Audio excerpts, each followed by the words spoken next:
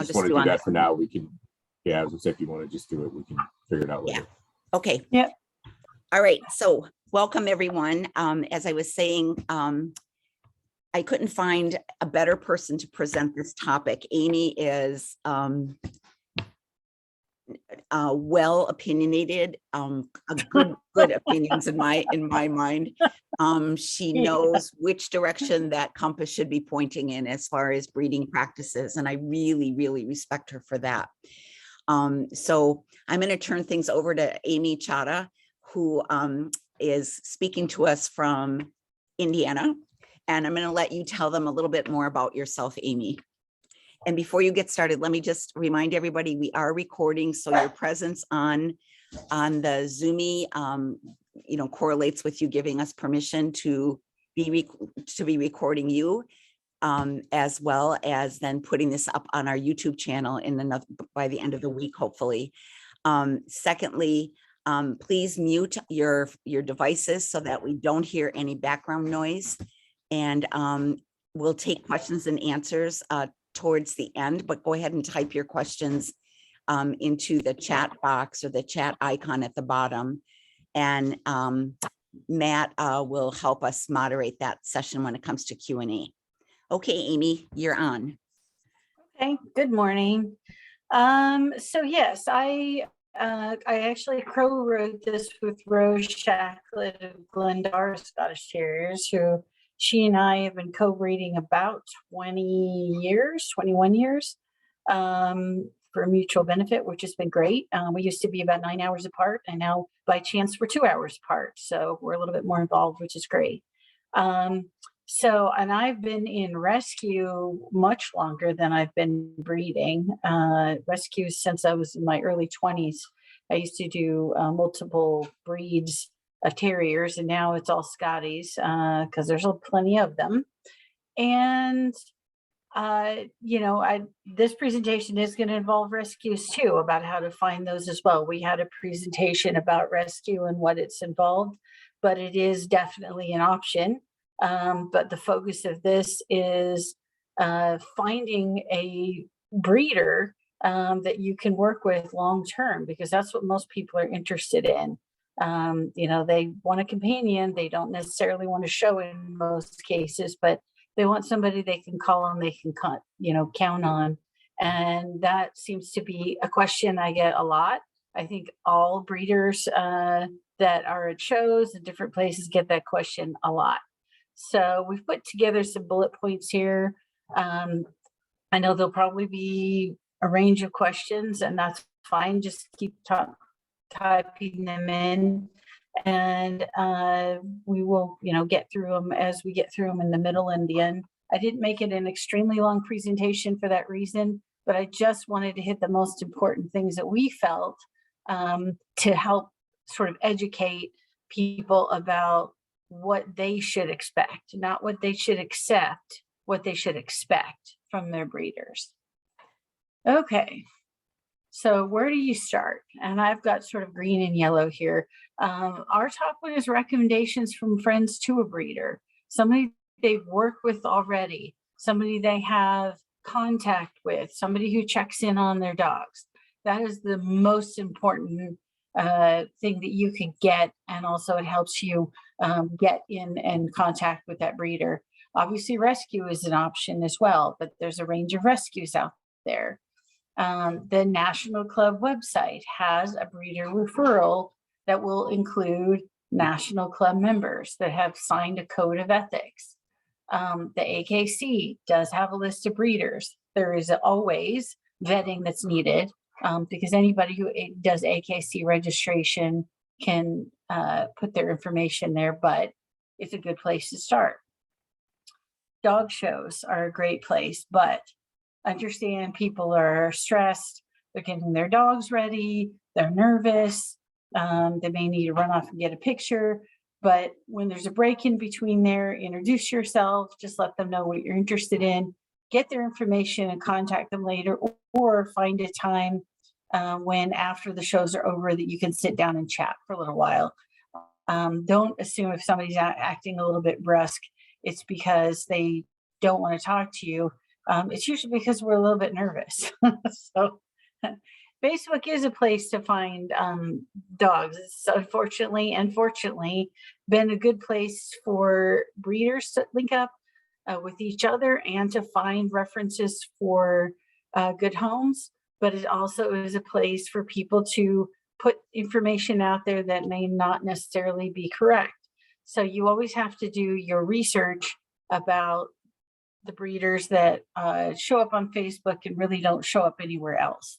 They don't show up in dog shows. They don't show up in others. And website only does occur actually pretty often, where there's a online waiting list and such. So, but no matter where you find them, there's a lot of questions you should ask. And the overall reaching point today is you should keep asking questions. And if your questions are met with resistance, I would move on, because most of us breeders will drive you batty with the questions that we have for you. A major consideration as you look for your first dog, your next dog, or whatever, is how far away is that breeder? Are you willing to travel? Are you willing to do a transport service? There's options available, of course.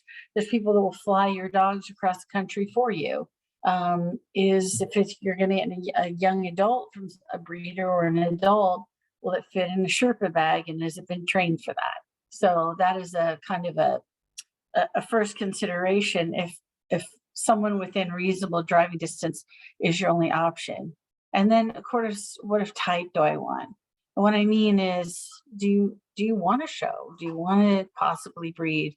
There is an extensive amount of research that needs to be done there, because you're going to be partnering with somebody who is going to be mentoring you over a period of time.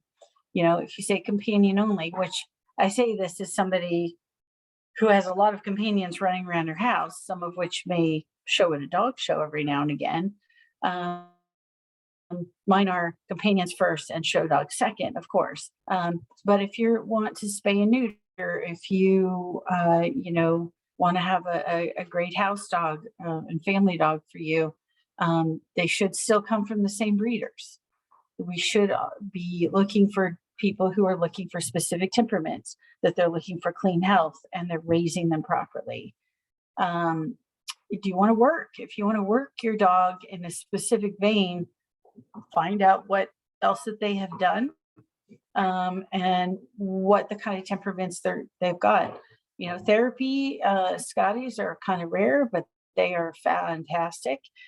They're really, really good, in my opinion. Just for my experience over about 30 years for memory care, I've had fantastic results with memory care with Scotties, and also just doing tricks and such for children. And then, are you looking for a puppy, or are you looking for an adult? Okay, so I have to move this grid here. This is a situation I've been asked to address. What if I want a companion? My breeder says the puppy that's been chosen for me is show quality and has to be shown. That is your choice, whether or not you want that dog to be shown, or whether you're going to wait for another dog that then will eventually be spayed or neutered instead of shown and bred. Just be 100% sure what it is that you are willing to do and what the potential cost is before you walk into a contract, because not every dog that is show quality should necessarily be shown, and it's up to the breeder whether they want to wait for somebody who's going to show and breed that dog, or whether or not they're going to let it go to a companion home. Okay, so being who I am, I can't get away with not saying this. When you're looking for a new companion, the most important thing isn't color. I mean, we all have color preferences. If I match you with a dog that isn't in your preferred color, are you going to walk away from it? That's your choice. If you're willing, or are you willing to wait? Are you willing to wait till a Wheaten girl of the right temperament comes up for you? There aren't any genetic strengths or weaknesses associated with specific colors. And anybody who tells you that there's any impact of breeding specific colors to other colors has any genetic weakness is not informed, for sure. You can breed Wheaten to Wheaten just fine. You can breed Black to Black just fine. There is no issue with that. In fact, I've done Wheaten to Wheaten several times because it was the best breeding and got some absolutely fantastic pigmentation, which is the most important part. The portion around the nose leather, the eye rims, the feet, that kind of thing. And what is more important to you? A history of health screening and temperament or color? Sometimes we get all of them in the same one with our preferred color, but I struggle with this with every litter because I get calls all the time. I want a Black female only. I want a Wheaten female only. It has to be. And I get people who are frustrated with me because I'm letting them know, like, the Black female that's available in my litter is definitely not the right temperament for your household. This is the brindle female I've chosen for you. If they're not trusting that I feel that's the right dog for them, then I'm going to move on. I'm not going to give somebody an option to say, okay, I've done this for a reason. So, you've been to a show, maybe you had a first contact on Facebook, somebody's referred you to a breeder. What do you do at that point? Obviously, the first question most people ask is, do you have any puppies right now? Of course. Yes, but you will probably be waiting no matter what. And I've always said the best owners will wait for the right dog. It doesn't matter if it's a breeder, it doesn't matter if it's rescue. If you must have a dog right now, then that raises red flags with breeders. It raises red flags with rescues. Ask questions. I have a lot of questions that could be listed. Be prepared to answer lots of questions. Do not be offended by the number of questions that you're asked. It's going to be a lot. It better be a lot. Anybody who knows me knows how many questions I ask. What do you want to do with your puppy? Again, you're going to be asked that question a lot, and your breeders should be your lifelong support. So if you get a reference from someone that says, I got this puppy from so-and-so, the questions back to your friend would be, how often do you check in with them? Do they ever check in with you? Have you heard any follow-up from them over a period of time as to, say, a health issue or any kind of finding, or just check in on health? What has been your communication? Or is it, I got my dog and I haven't heard from him, the dog is 8 years old? Are you comfortable talking to this person? And again, if you don't develop a rapport with them, no matter how nice it might be, if you're just not comfortable and you just don't jive, it's better to move on, just like anything. And do they use a contract? Not everybody does. A lot of people do verbal because they've developed a long relationship. I always use a contract, and I do that because it prevents hurt feelings. It gives everybody some sense of comfort. And I actually have two copies of the same contract that are both inked, so that everybody gets an original for their records. And sort of likewise, if you say, okay, well, I'm looking for a puppy, I'm looking for an adult, I'm also found these different rescues in my area. And again, you'll probably be waiting. And you should ask questions. You should just accept what's offered and answer lots of questions. My goodness, the screening process should be good. Same as a breeder. Rescues should be around. They shouldn't be fly by night. Do they use a contract? Everyone I know does. So for questions, it goes long. How long have you been in Scotties? I've been in it 50 years. I've been in it 20 years. I've been in it 5 years. 5 years wouldn't necessarily be a red flag if it's somebody who's being mentored by a national club member to learn how to breed properly and how to do what health testing needs to be done. Where do you register your puppies? Because if they go to the Continental Kennel Club, you can register Labradoodles. You can register any dog without a pedigree. You just have to provide a picture that shows a reasonable facsimile of the breed, and they'll register it. I believe it was for $10. So there isn't a history required for a lot of kennel clubs. And again, it's not Canadian Kennel Club, it's Continental Kennel Club. And there's also American ACA. There's several different ones out there. What you're looking for is a history where they are not taking the same stud and the same females, and the same stud has had 30 litters at their house over the last 5 years or even 8 years. That's not breeding for the right combinations. That's breeding for puppies. What health testing have you done? If you hear, well, I did VWD and everybody's clear, it is true genetically. If your parents are VWD tested and you breed the same two parents together, I guess you don't have to breed them for VWD again. You have 8 litters out of the same ones. But there's a lot of health tests that should be repeated frequently. And as educated breeders, we know what the major hot buttons are in our breed. We all have bladder cancer on the tip of our tongues, and I am always screening my older dogs for bladder cancer, and I do it early, and I check in on all of my puppies over 6, and I, believe me, harass them to get bladder screens. Harass them. There's no nice word for it. What health issues have you seen in your breeding? My answer is bladder cancer. I've seen it. Every single line that I know has seen it. I've seen it really late in most cases, but it doesn't mean that it couldn't creep in earlier. It doesn't mean that this could start to become a major issue.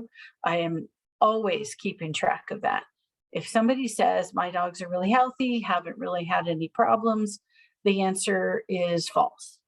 100% chance of false. Everybody has seen something. What has been your response to health issues that came up? So if they say, well, we had one dog with this deformity at birth and my vet said it probably is nothing, I asked, did you do a necropsy? Is this, was it possibly a heart issue? Was it possibly a liver issue? But if they don't know, they don't know. And if, say, the father of the litter, who may be 5 years old, develops bladder cancer, develops something, right? Are they saying, well, I have this dog that developed X. I informed everybody who had a puppy from that male that this is what happened, so that they know, right? Or is it, well, I noted it and I moved on? You got to help the breed in general, and you have to do that by informing other people. And again, what if you find a health issue in one of the related dogs that I get from you? And the answer should be, you're going to get a phone call, you're going to get an email, we're going to talk about it. Does this have a possible ramification or not? And then, do you provide any health guarantees? And that's a bit tricky, of course. There's certain things that we can guarantee against because we can fully test. Things like a guarantee against all genetic health issues for a year is incredibly generic and almost not enforceable. Again, for me, it comes down to the person you're working with, their knowledge and their longevity and their ability to be clear that they are going to be honest about what's going on. And then it's not, if you ask somebody who's just a casual breeder, can you provide me references? They're going to have a stack of a couple of people that they send out frequently that are happy puppy buyers. They're not going to send you anybody who wasn't quite happy with their placement.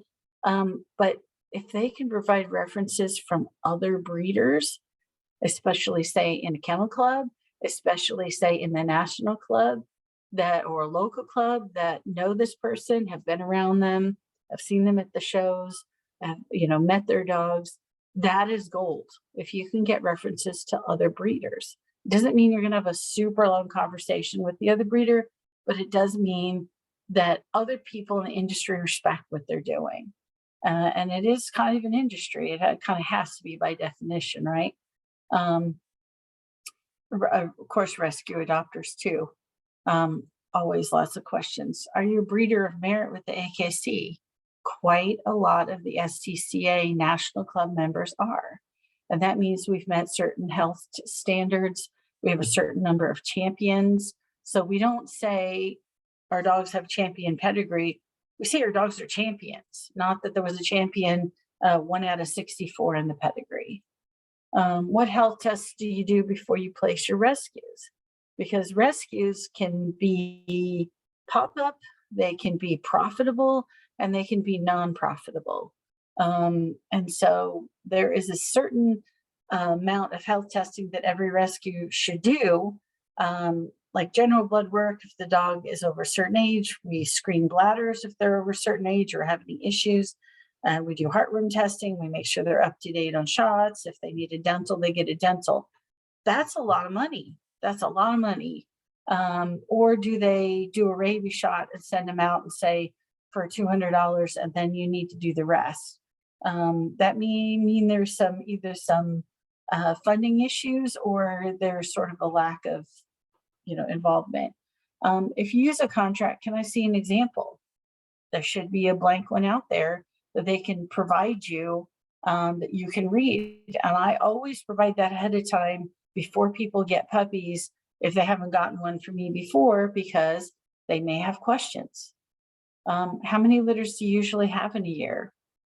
If the answer is 5 or 6, I kind of wonder, what is the reason for that? Are you keeping a puppy from most of those litters, meaning you're breeding for yourself?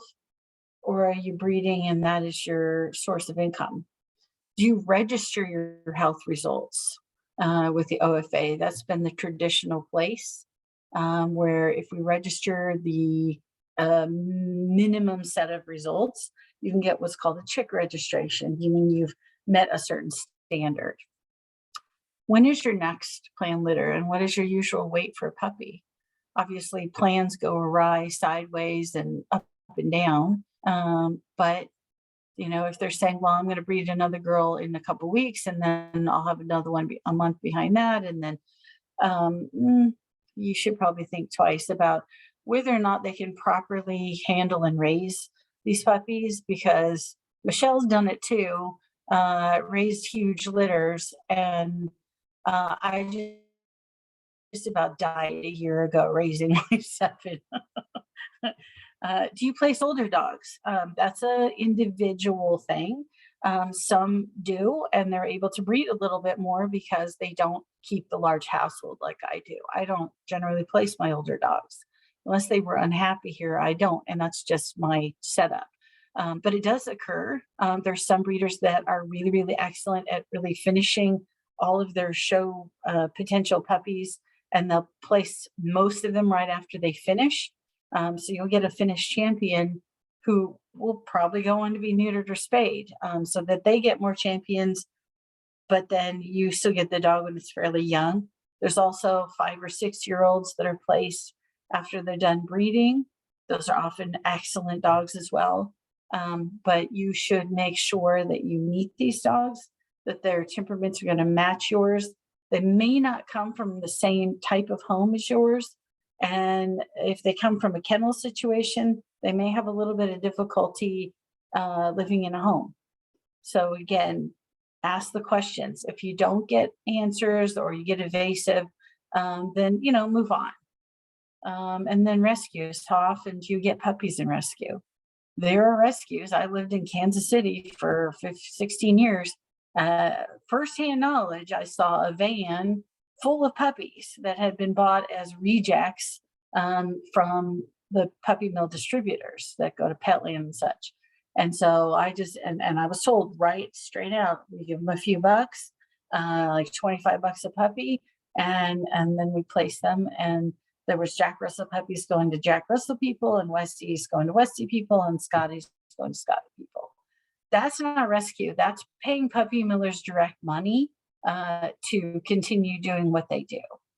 I'm not on board with that. More questions. Would you breed a dog with less than ideal temperament? And if you did, why?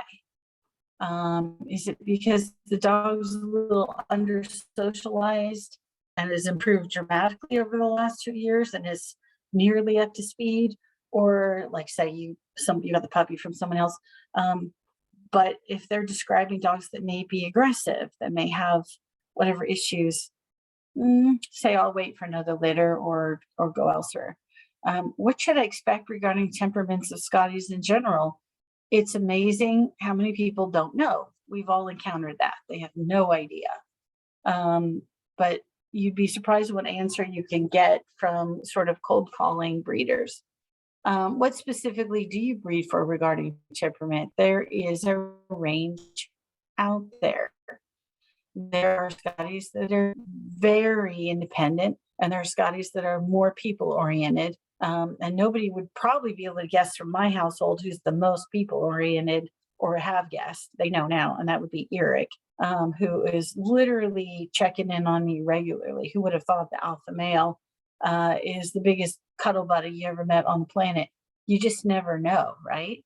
How often do they get eye, skin, or ear infections? That's important. Skin infections, especially that are regular, can be, allergies and immune issues. And again, if there have been any allergies reported, they should say yes, no, I don't know. If they've had, say, 100 puppies in their lifetime, something has been reported from some of those puppies for sure. Questions you should be prepared to answer, and there's going to be a lot. There better be a lot. What's your history with Scotties? And what other animals do you have now? That's always important. What is your work, travel, activity schedule? If you're gone for 10 hours a day and you have no ability to potty the dog at lunchtime, there's no arrangements that can be made. Maybe you also have a commute on top of that. That's probably not the right time to get a dog of any kind. Maybe you should get a cat. I can't believe I said that. Do you have children, and what ages? This is always a hot button with ethical breeders. It is always. It is a rare situation in which we would place with children under 5. It doesn't mean it hasn't happened. It doesn't mean that parents have been, who have been responsible, have a current Scottie, and show on video, which I've seen myself, and placed a dog in that situation where they have plenty of training with their children and 100% supervision, and they go to classes with their puppies to make sure they become good citizens. It's just excellent. But that kind of effort is, extensive. Do you have a pool? Is it fenced? And if it's not, will you fence and lock it?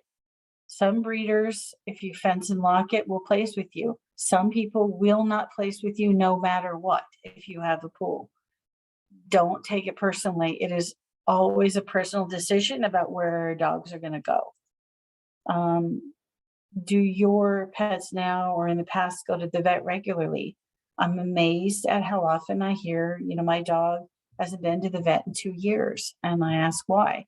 It may be money, it may be time. Not really an excuse that I've ever taken. Can you provide your veterinarian information so we can verify? Sort of the most infamous one for me is a family that indicated, they have a fence. It was an hour and a half away from me. It was for a rescue check. And I did GPS, and I was going to go after I did my vet check to go meet and greet with them and such. And I called up their vet, and the vet said, very first thing he said, when I identified who I was and they had said that their records were clear, he said, "You're not going to place a dog with them, are you?" And I said, "Why do you say that?" And he said, "The last 3 dogs were killed hit by a car." 3. And I called them back and I asked them about this. And I said, "You have a fence. What happened?" And it was 3 dogs over a period of time, not all at once either. And they said, "Well, we have a fence, but we teach our dogs to be off lead." And so, we turned them down. They were extremely angry about it. That is surprising and pretty extreme, but it is amazing when we go to verify information. I would say 1 in 4 times they don't match up. Can you provide pictures, video tour, home visit, especially for rescues? where we have other issues as well, but I always require information from the homes that they're going to go to. If I can't travel to their home, there's no excuse not to pick up your phone and have a video tour. There's no excuse not to walk outside and show me the edges of all your fence. I may ask you to shake your fence. I'm that person, right? Health testing. This is the sort of the top ones, but there's more. VWD and CMO are genetic tests, so you don't have to retest any individual dog for that. Thyroid testing can be done over a period of time. In my lineage of dogs, it does occur, hypothyroidism. It isn't a major deal, but it's still important. I haven't had it before 8 years old, but it is something that I track regularly to see whether or not it's starting to occur earlier or if it's an autoimmune, because you can have an autoimmune thyroid as opposed to an age-related thyroid. You can do eye testing. You can do it multiple times to track. It is interesting, the findings that Rose and I have had recently, some very minor, but some punctate issues that are showing up in eye that are not impacting vision, but the comment that we get a lot is we really don't see very many Scotties at the eye screening. So we need to really promote that more. Heart screening, your general vet can, do puppy checks and can check your dog. We really promote going to a cardiologist. They're almost always at every show. And for about $50, they'll do a heart screen by a cardiologist to osculate your dog and really get your best shot at knowing whether or not there's something maybe inherent. That used to be you could screen them, I think, over 6 months old, but I think they have to be over a year now to get a definitive certification. Obviously, general health screenings with your vet, which may include blood work, which on a dog over 4 or 5 years old should be done at least yearly, and then patellas, checking the knees. That is not a major issue in our breed, but it is something that needs to get done in dogs over a year old. And this is, and Michelle sent me this, and I found versions of this all over the world, so I'm fantastic. This is French Bulldog Club of Central Canada put out, green flags and red flags for responsible and irresponsible breeders, which involve a lot of the points that I've already included. Are they doing health testing? My dogs are healthy. I don't need to test them. They might look healthy. You might not know. If they've constantly got puppies available, that's an issue. If you've got other dogs or whatever, they don't care.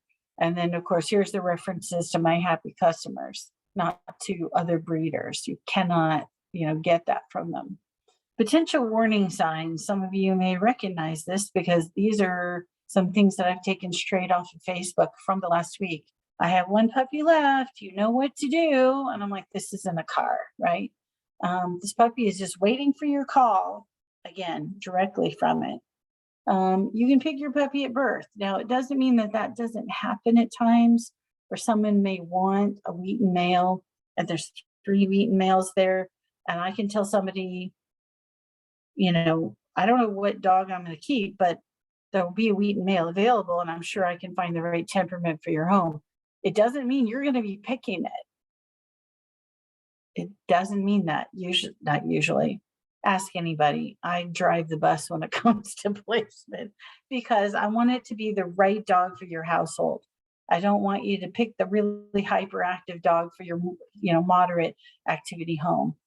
And also the videos that people show of people coming in and extensively handling them, i.e. potential owners, that's an extreme risk of parvo and distemper in puppies. Other breeders normally are showering out and then showing up at your house and then taking their shoes off, scrubbing, handling, and then going home. Handling dogs that young is not really advantageous to the puppies. It is advantageous later on when they need socialization. If you don't get your deposit in, you won't be guaranteed to get the next one. And again, it's a pressure thing. The last thing that you should hear from any breeder is pressure. The last thing. And if you do, I know it's tempting because you really want that puppy. Think about it. Think about whether or not you want to work with that person a long time. I don't believe in vaccinations. This is important for me. It doesn't mean they need vaccinations every year. There's plenty of information about 3-year spacing and such. But when you've got 0, including in puppies, I get concerned about that. I breed my girls on their 2nd season, which would put them around 16, 18 months old. And every season, that's actually pretty common to have 6 or 8 litters in a row. Or I have teacup or miniature Scotties. There is no such thing. I've never had any health problems in my dogs. I saw that on 3 different Facebook pages this week. My dogs are healthy. I don't need any health testing. That is exactly from 2 different comments, just slightly worded differently, from people asking about if they do health testing. And anybody who knows me that knows that I'm the one also asking those questions too, because I like to poke. More possible warning signs. Virtually, they won't let you visit in any way. For people who were close by later on, when my puppies were safe after their vaccinations were going, I had visitors, or, we went in a car ride and did a quick visit in the area. But to say that, no, I don't let anybody see my puppies and I'll only meet you at some other place, that is a huge red flag. People who don't have optimal conditions and don't keep their places clean, don't keep the puppies socialized, they're not going to let you see what's going on. Or they're going to do, and it happened to me on more than one occasion, steal videos from Facebook and steal pictures and present them as their own litters. The puppies are placed due to next in line or deposits and not best fit.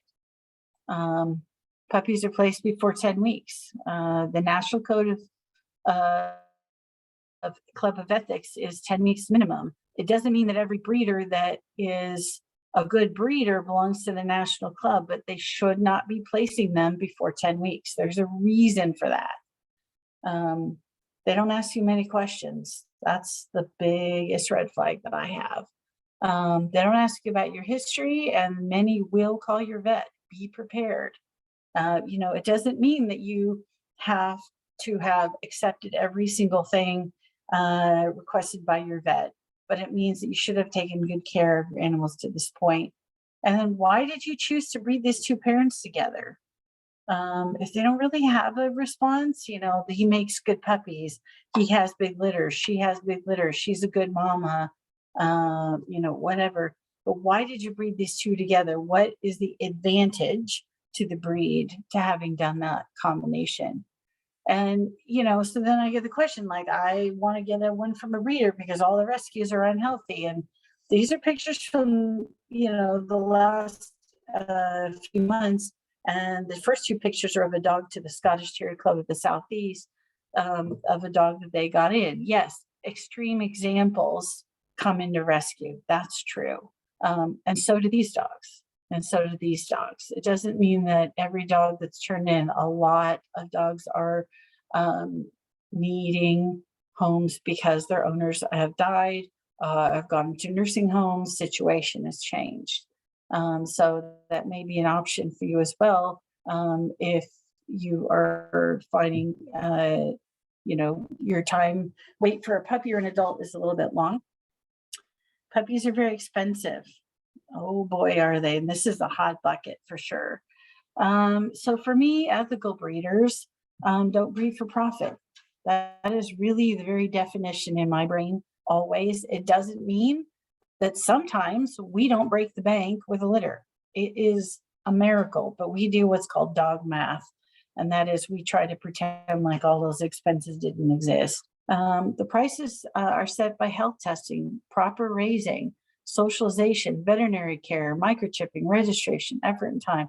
Not every puppy will be microchipped before it leaves, because sometimes depending on where they're going, it may not be compatible, but there should be a lot of work and love spent there to try to do these things, to try to raise them properly, to try to socialize them properly, to try to make them resilient puppies. And they'll keep a puppy longer. Say you are going to get this puppy from them, but you already have a family vacation plan for the first week of December, and that's when they would be 12 weeks old. They'll keep them longer. They're not gonna want you to get a puppy and go board it right away. They'll keep it longer. And when you get back, we'll do the placement. It'll be fine. For a casual breeder, there's going to be generally a for-profit, and the price can be lower or higher. Interesting, isn't it? The prices can be thousands of dollars higher. And it is driven by pressure, and it's driven by product. Yes, we know there aren't enough puppies for people always looking, but what we also know is that the best breeders aren't going to put pressure on people to get a dog, and they're not going to, wait until they find somebody who's going to pay $5,000. If they have a puppy with problems, they may give it away as opposed to taking care of the problem themselves.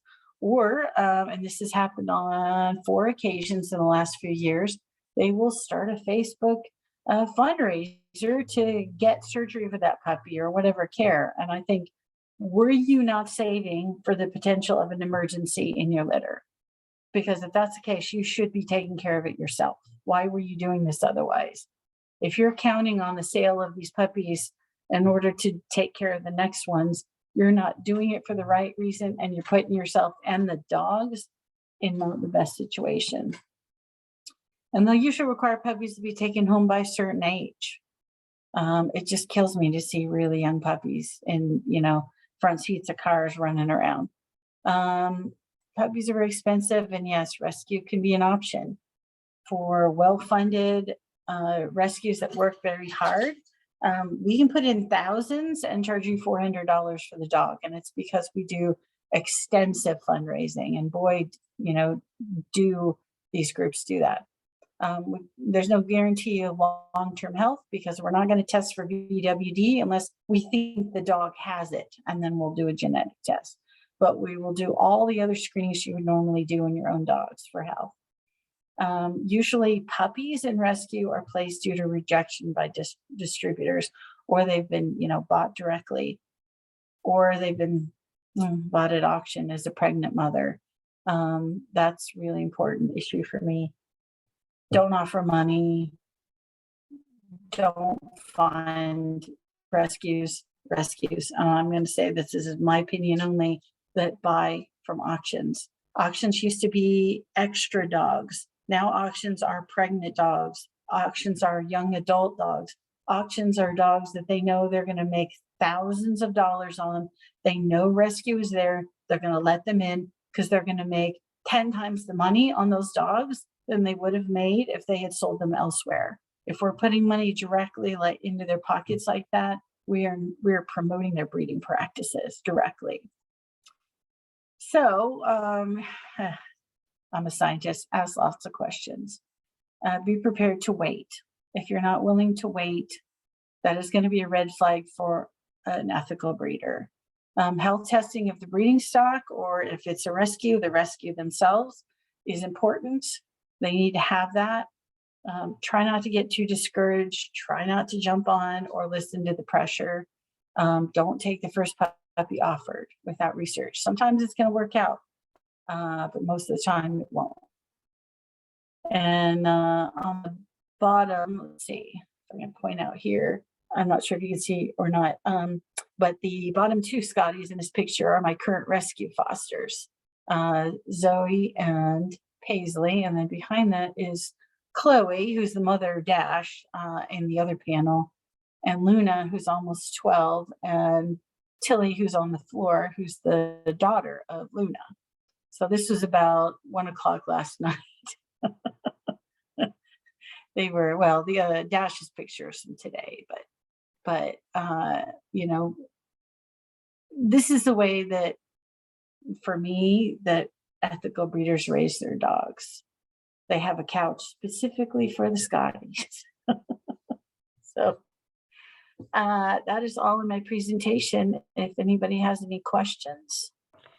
Thank you, Amy. It was wonderful, as I knew that it would be.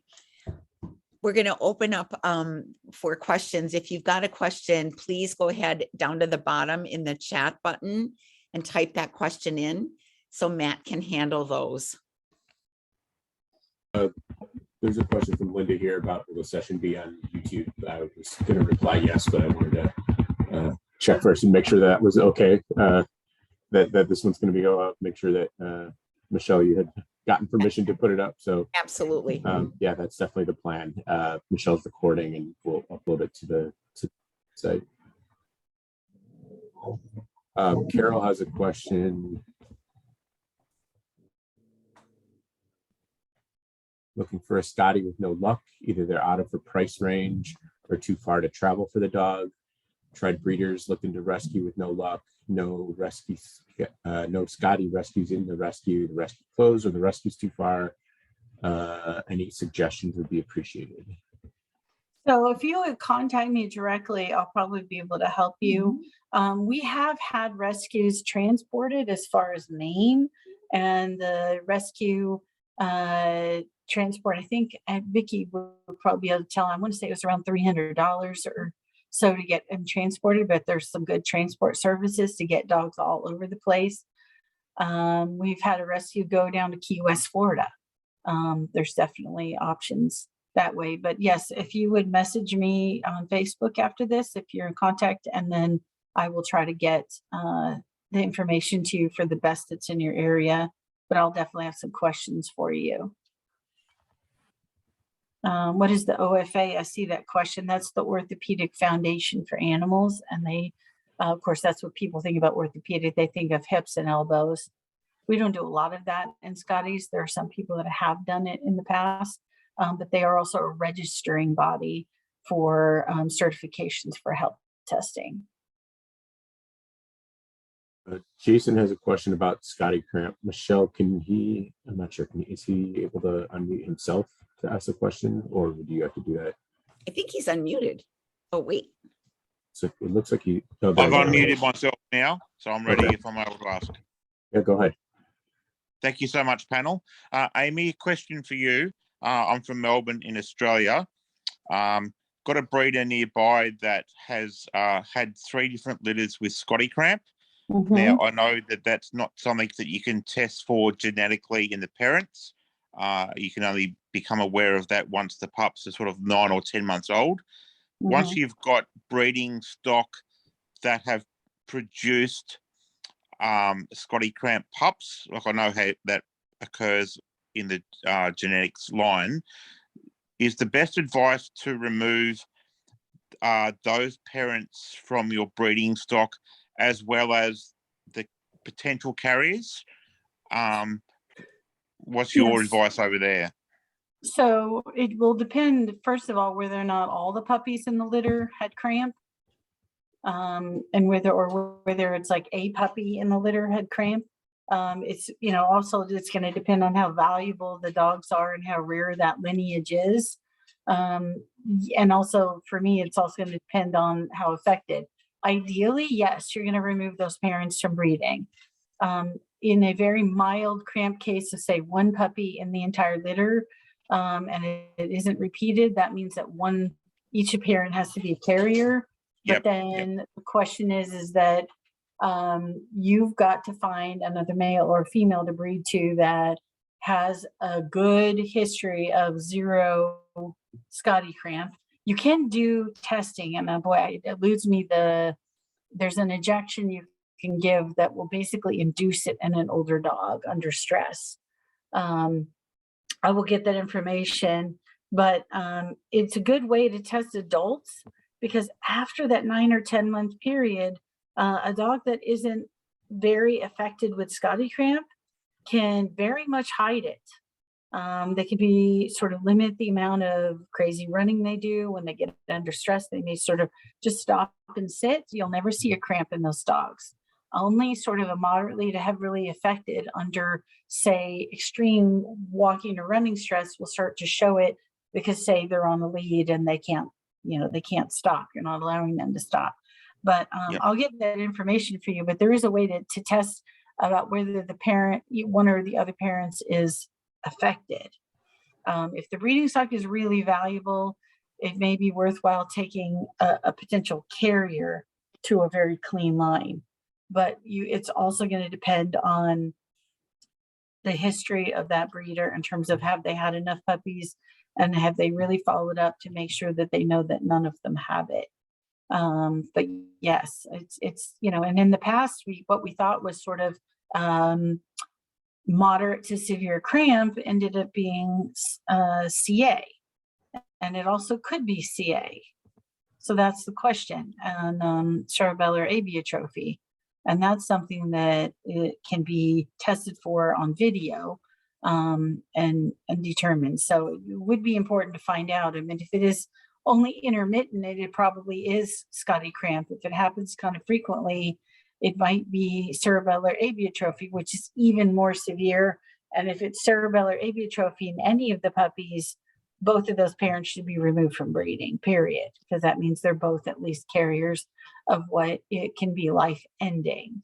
But yeah, it's a kind of a sticky wicket for sure. Thank you very much. Amy, I'm going to interject here for a moment. Dr. Marsha Dawson is also on the call. And Marsha, if you're available, if you could perhaps just share a little bit about the Health Trust Fund's DNA Bank project and the prospect of us looking at a couple of generations, I think it is, of dogs who've been affected with Scottie cramp. Hi, everybody. Nice job, Amy. Enjoyed your presentation.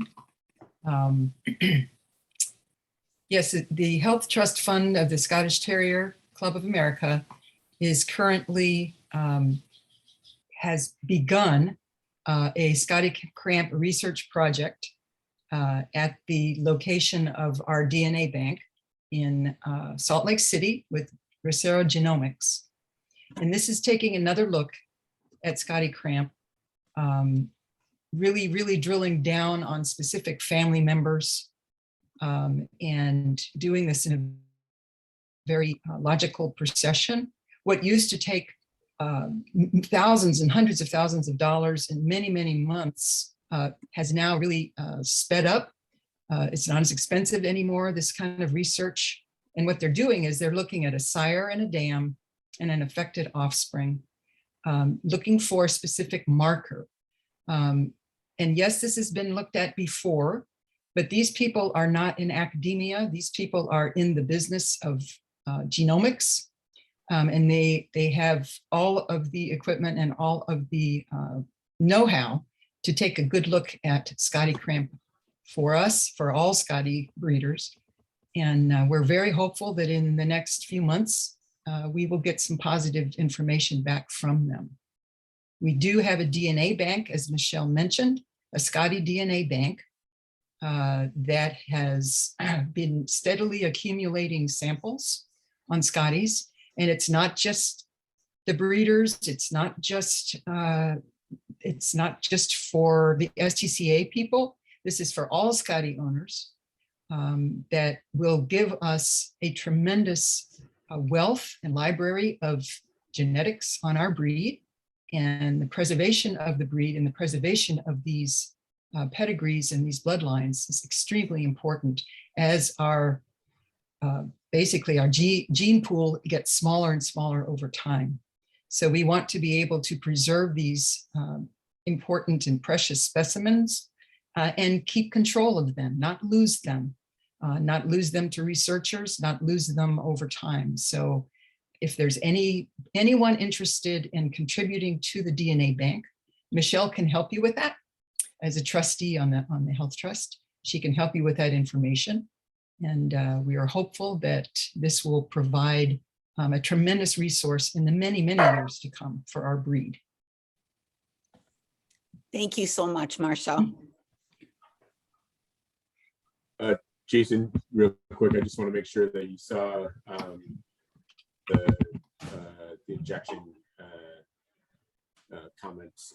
Yes, I did, and I was listening along with that, and I've already arranged to discuss it offline with Amy. So thank you very much, panel.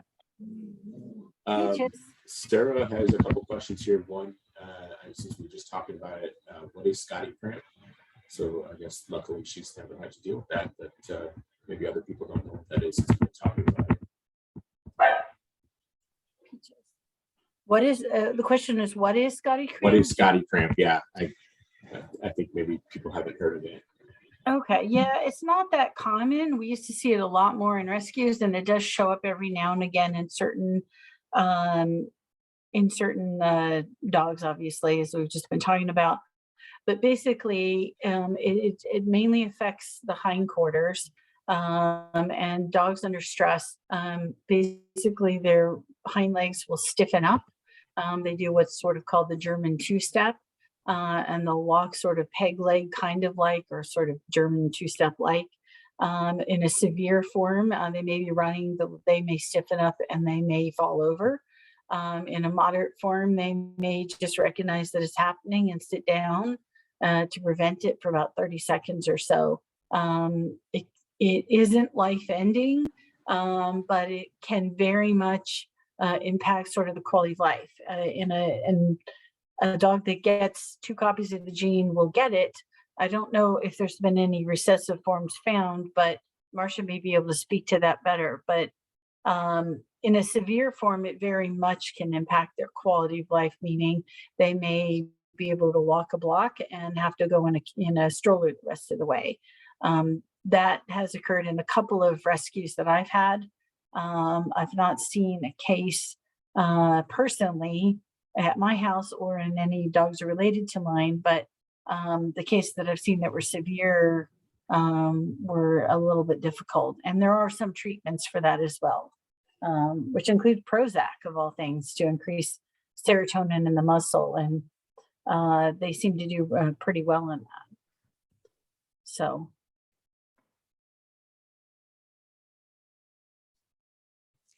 Amy, I'm going to pose another question here while Matt is just reviewing the remaining ones that may be there.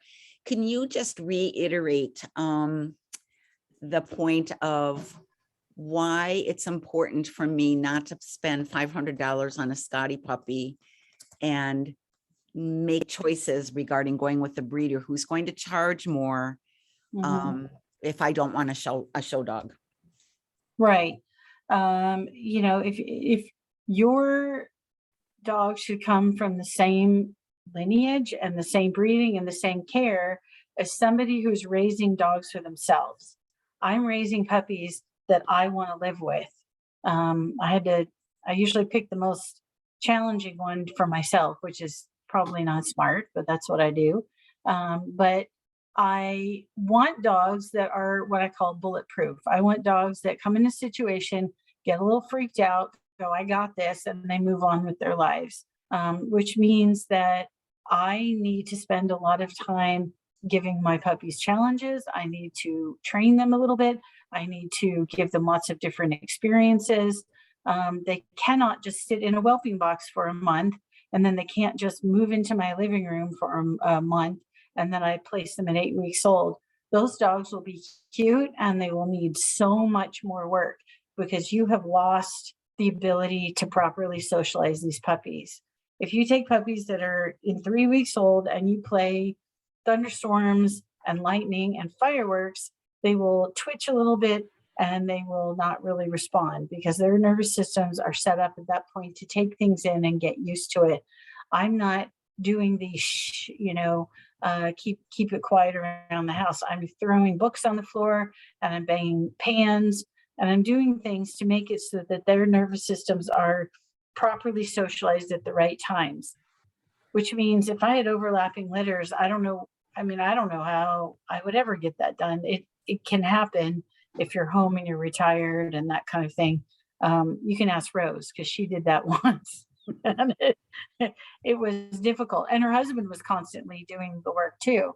So if you want a dog that at 12 weeks old goes, I'm out of here, right?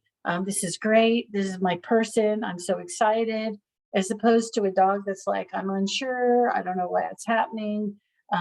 Doesn't really want to meet new people, has a string of health issues. I was always taught from the beginning, you can pay now or you can pay later. My first Scottie was a rescue that came into the foster rescue I was working with. He was teeny tiny. He was given up by the breeder to my vet because he was too small and he clearly had major issues. When it turns out he was just getting bullied. And that dog came to me. I never let him go. And he lived to be 13 years old. Now he had Scottie cramp. He also had a lot of allergies. He also had a lot of vet bills associated with those. He was a wonderful dog. He was free. But he probably cost me $15,000 for that free dog over that time frame. As opposed to Luna, who is almost 12. She's had a spay surgery. She's had 2 litters and her regular checkups and her bladder checks. And she's healthy as the day she was born. It is the case that, yes, things do happen. Breeders that are legitimate, if you have a dog that ends up with a genetic issue, they're going to help you. If you have a dog that ends up with a health issue, they're going to help you. They're going to support you. They're going to be there for all of that. And they're going to back up what they say. If you are going to just try to get a Wheaton girl and you need to have it in the next month because that's what's in your mind, you will be able to find it. It'll be at some cost. It could be a really low cost or a really high cost. But the question is what is behind that dog?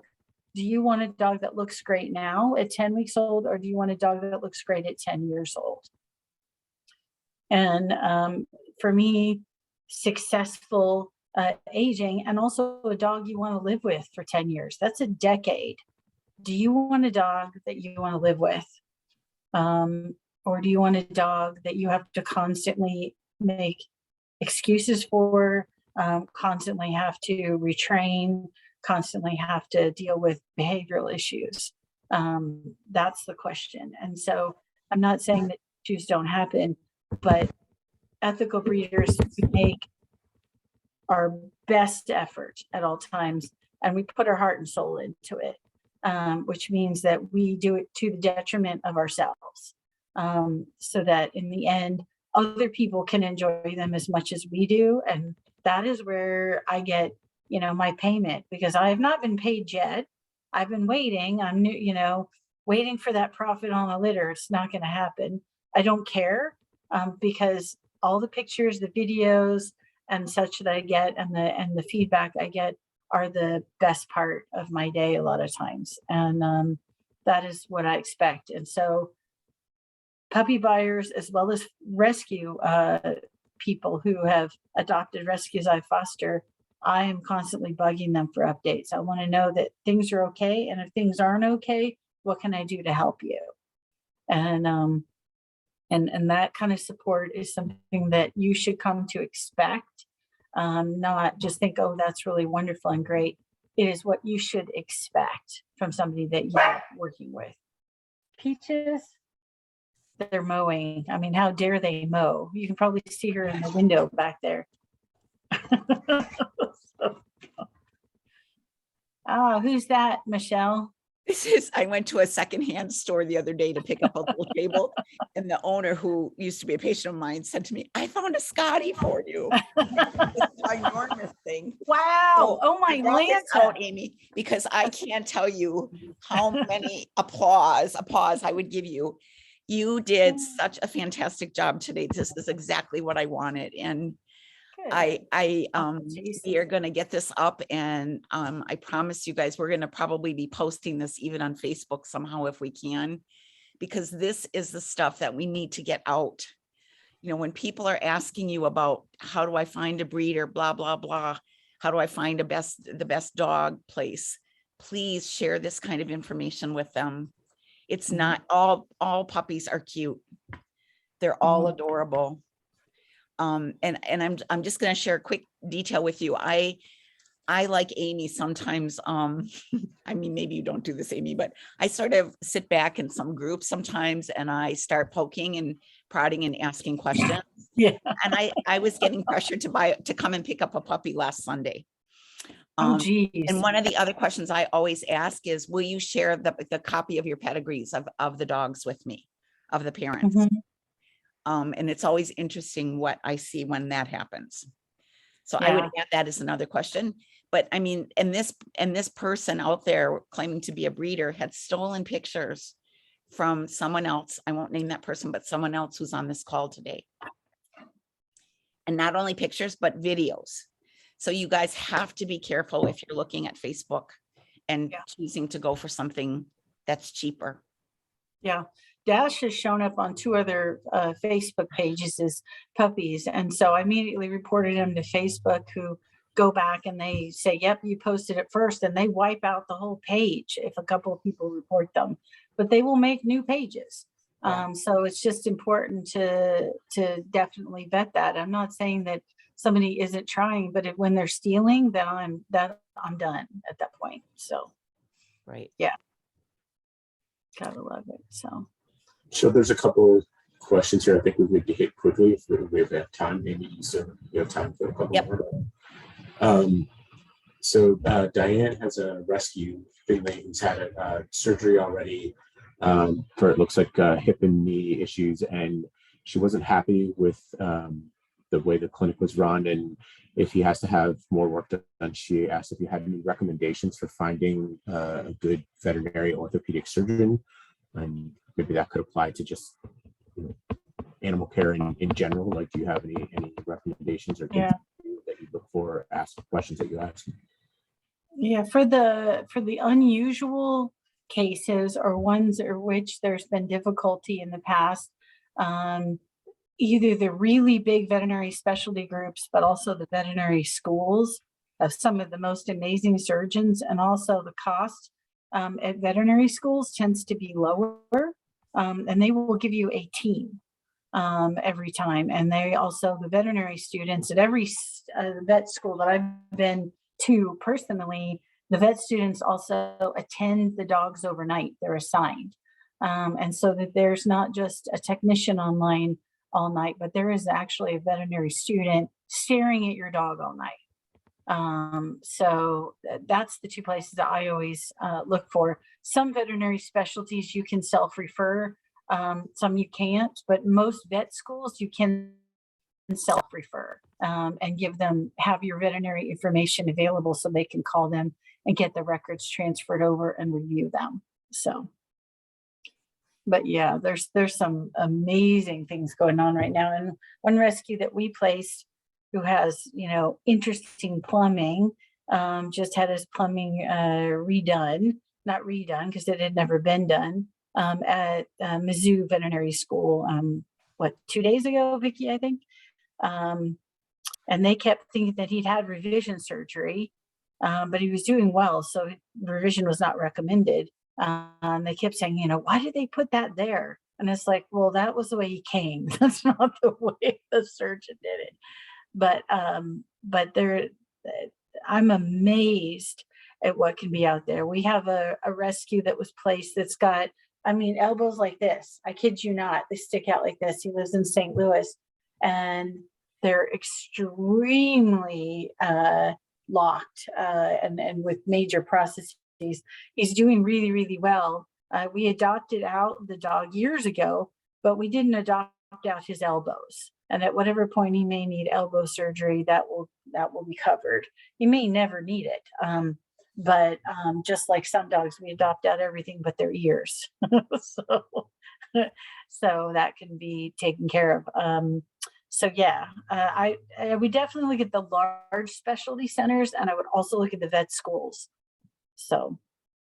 Thank you. One more question, but before that, Michelle, I just want to make sure people are asking if it's okay to post. I guess once this goes up on YouTube, if they can post it to their various sites and groups and things, which I'm assuming, yes, they can. Yeah. What I'd like to see is people post that link to the channel. But yeah, absolutely. The more we can share this information, the better. And then Amy, there's a question here from Erica related to something you were talking about like unfenced pools. She mentioned other bodies of water on their property and no fence who think it's okay to leave their dogs on fence and say that they will train them to stay on the property. She doesn't place in those situations. People get really angry and cause all Yeah. kind of problems. How do you usually handle that? Okay. People? So after the example of the people who said they had a fence, but then found out that their dogs had been hit by a car and they weren't using the fence, I adopted the policy after that. When we have a family that we don't know, we haven't adopted to them before, or they haven't already been fully vetted, right? Because sometimes people are fully sort of checked out and vetted, and they're just waiting for the right placement. I always make it so that these dogs always have more vetting to do. They may be done, but I always tell potential people that have only initial contact but no real information that this is, where we're at. If they've got, a pond on their property or a pool on their property, they're already going to know from our rescue information that it's going to have to be fenced. And of course, we get angry about it. I try to not even address that initially. What I try to do is say, well, the dog doesn't have all their vetting. And then, they sort of get hyped up about it. And then I find out about the pool and I sort of just ask them questions. And they say, yeah, we've always trained our dogs just to stay out of the pool. It's no big deal. At that point, I'll wait a day or so, and then I'll let them know that the dog is heartworm positive. The dog isn't, but they will turn that dog down at that point because they don't want to crate them for months. They don't want to deal with the cost and the time and treatment required. And they'll then turn down that dog and they'll find one elsewhere. Because the emails and such that I got, just like you probably did too, were really nasty. They were horrible. Like, how could you promise our family this dog? I never promised them anything. In rescue, we don't promise them. And in puppies, I promised nobody anything. And you can ask that last litter. The puppies were 8 weeks old before anybody knew what was happening. Because I didn't know what was happening. It was my litter. I was going to do what I wanted, but I had no idea. So at that point, we did, the puppy sorting hat after that. And I was notifying people that they were getting a puppy and which one it was. Nobody quibbled about it because we did what we were doing. For rescue, people have more expectations. So they're like, well, they're just a rescue and you're going to want to get rid of them. And I get more people with that kind of bad attitude. So I'm on the front end, I always sort of withhold some information, and I am not above telling a white lie to somebody who absolutely shouldn't have a dog that, well, this dog is going to need a lot of health care. They will always back out. And then that saves you the time, hassle, and frankly, the harassment on that side. But yeah, it's frustrating because they can say that, but I've never been able to fully train my dogs to do anything. They may know it, and you can ask Luna, who will not do it down in public. She'll do it in the house for 30 minutes. I could be dancing around with chicken, it doesn't matter. But I go somewhere else, she pretends like I have no idea what I'm talking about. So she can't pass her therapy test and be a therapy dog because she can't do a sitter down in public. It's not allowed, in her opinion. Okay. So there's always some glick in our dogs that is not going to be taken over. So it's what it is. Thank you. I just posted the link to the Door County Scotty Rally YouTube page with the recordings of the previous Zoom meetings. So people, you can copy that from there if you want, and we'll get this posted as soon as possible. Michelle's recording now, so we'll see how the recording comes out and then get it posted as soon as we can. Cool. Okay, you guys, anybody have any last minute questions before we let Amy and the rest of you go? Terrific job, Amy. Thank you. Thank you very much. Yeah, and then message us anytime. We'll, you know where we're at. So, yeah. Thanks for tuning in, you guys. All right. We'll see you at our next Zoomie, which we Thanks, haven't Michelle. yet. Take care. Bye-bye. Thank you. Thanks. Thanks, Hi, everyone. Goodbye. hi, Matt. Bye.